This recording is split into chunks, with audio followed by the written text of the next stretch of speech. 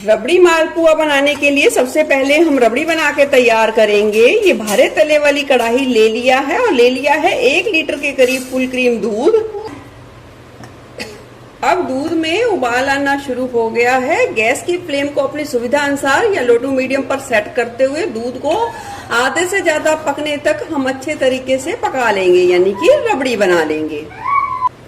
रबड़ी देखिए बहुत ही अच्छे तरीके से बनके तैयार हो गई है। अब हम जो मालपुए के बैटर में रबड़ी को यूज करेंगे तो हम एक मीडियम साइज की कटोरी बिना चीनी डाले ही प्लेन निकाल लेंगे और उसे ठंडा करने के लिए छोड़ देंगे। बची हुई रबड़ी में डाल देंगे स्वाद के अनुसार देसी खांड। इसे भी थोड़ा सा मिलाकर पका लेंगे। चलिए दोनों तरीके की रबड़ी बनाकर तैयार कर ली है। इसे भी निकाल लेंगे एक बर्तन में और ठंडा होने के लिए छोड़ देंगे। और इतने में तैयार करेंगे हम मालपुए के लिए चाशनी। चाशनी बनाने के लिए हमने ये चाय पैन ले लिया है जिसमें डाल दी है देसी खांड।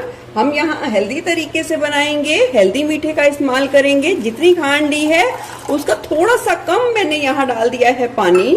डाल देंगे 2 से 3 हरी इलायची खोलकर डाल देंगे अच्छी खुशबू और अच्छे कलर के लिए थोड़ा सा केसर। अब चाशनी में एक उबाल आने देंगे। चाशनी में बहुत ही अच्छे तरीके से उबाल आ गया है। जिस तरीके से गुलाब जामुन की चाशनी होती है उतनी ही हमें चिपचिपी बना के तैयार करनी है। मालपुए के लिए हमें 1 तार या 2 तार की बिल्कुल भी जरूरत नहीं है। 2 से 3 मिनट के लिए पका लेंगे। और ये देख सकते हैं चाशनी हमारी बहुत ही अच्छे तरीके से पक गई है। और चेक करने पर देखेंगे इसमें बहुत ही अच्छे तरीके से शाइन भी आ गई है। बस इतनी ही चिपचिपी हमें चाहिए। गैस की फ्लेम कर देंगे बंद। तो चलिए तैयार करते हैं मालपुए का घोल।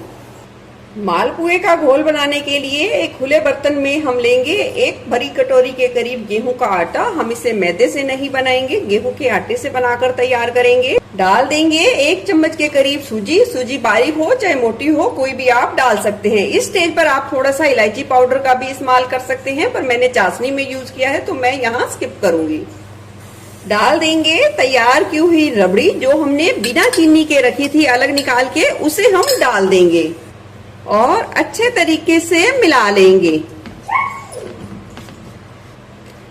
अच्छे तरीके से मिलाने के बाद अब हम इसमें डाल देंगे जरूरत के हिसाब से थोड़ा थोड़ा करके डाल देंगे दूध और एक घोल तैयार करेंगे। अच्छे तरीके से फेंटेंगे ताकि इसमें कोई भी गुठली ना हो।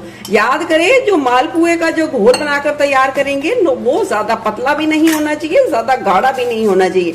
पतला बनाएंगे तो हमारे मालपुए जब फ्राई करेंगे तो वो छिटक जाएंगे और मोटा बनाएंगे तो गोला गोला बन जाएंगे। तो इस बात का आप ध्यान रखें। थोड़ा थोड़ा करके जरूरत के हिसाब से दूध डालते जाइए और उसे एक ही डायरेक्शन में अच्छे तरीके से फेंटते जाइए।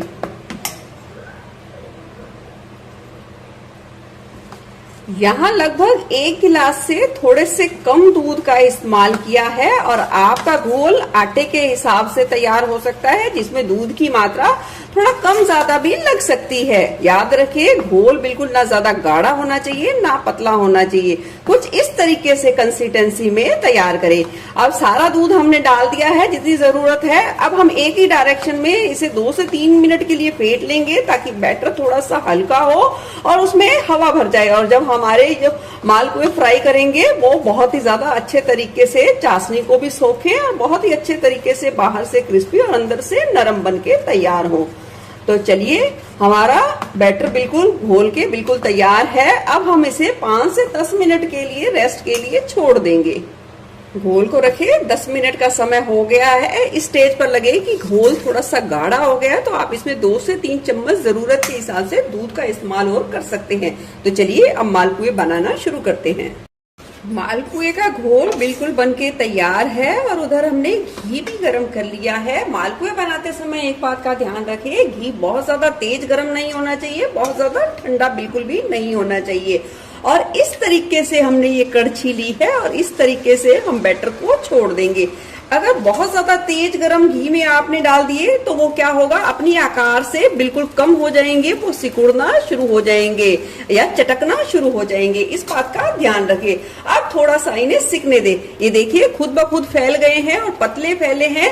अगर आपका घोल थोड़ा गाढ़ा लगे, आपके जो ये मालपुआ थोड़े मोटे मोटे लगे तो आप उसमें दूध का इस्तेमाल कर सकते हैं और उसे थोड़ा फेंट सकते हैं।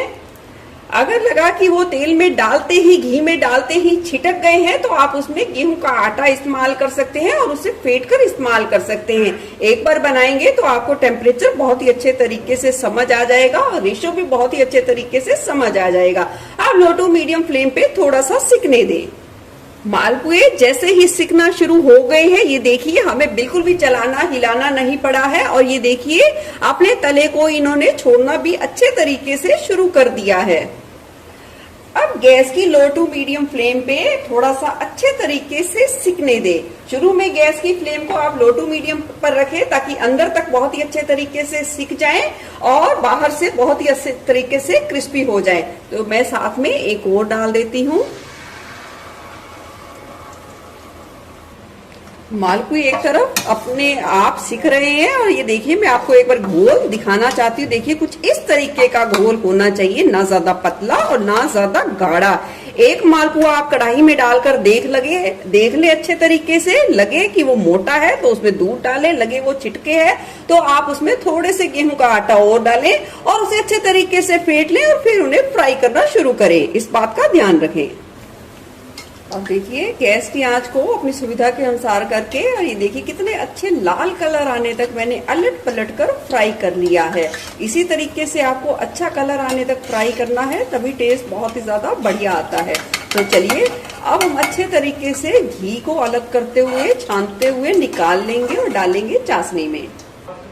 यहाँ चाशनी को हमने ठंडा कर लिया है, बिल्कुल नाम मात्र सी हल्की हल्की ही गर्म है और उसमें डाल देंगे मालपुए।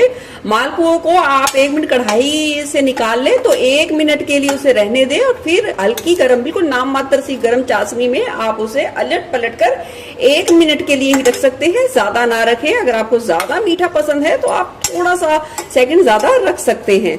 तो चलिए कितने बढ़िया हमारे मालपुए बनके तैयार हो गए हैं, देखिए पास से। तो अब करते हैं सारे मालपुओं को सर्व।